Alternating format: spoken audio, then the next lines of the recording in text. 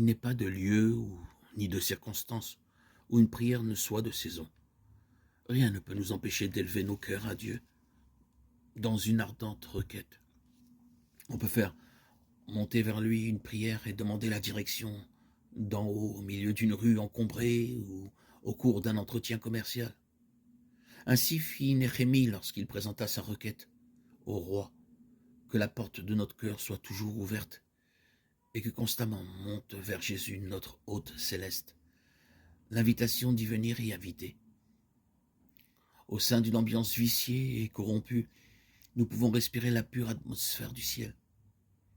Par une invocation sincère, fermons notre cœur à toute pensée impure, à toute rêverie coupable.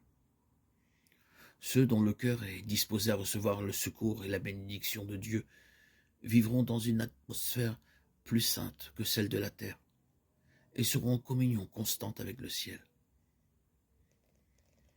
Il nous faut une vision plus claire de Jésus, une intelligence plus parfaite de la valeur des réalités éternelles. Il faut que la beauté de la sainteté remplisse le cœur des enfants de Dieu.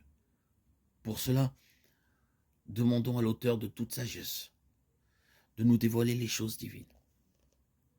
Élevons nos âmes vers les hauteurs où l'on respire l'atmosphère du ciel.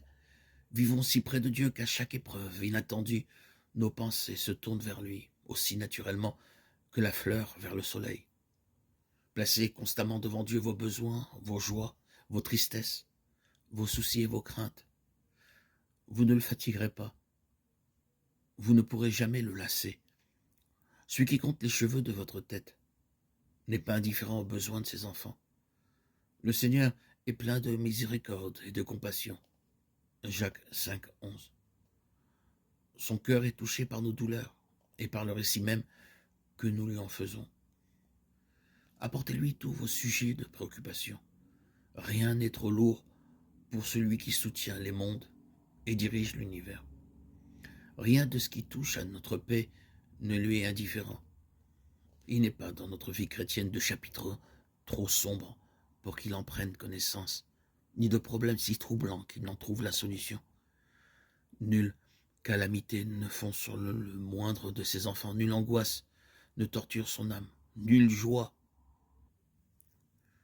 ne le ranime, nulle prière sincère ne monte de ses lèvres sans que notre Père céleste y soit attentif et y prenne un intérêt immédiat.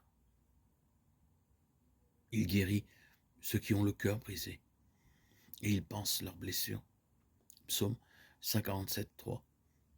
Les rapports entre chaque âme et Dieu sont aussi intimes que s'il n'y avait que cette seule âme pour laquelle il ait donné son Fils bien-aimé.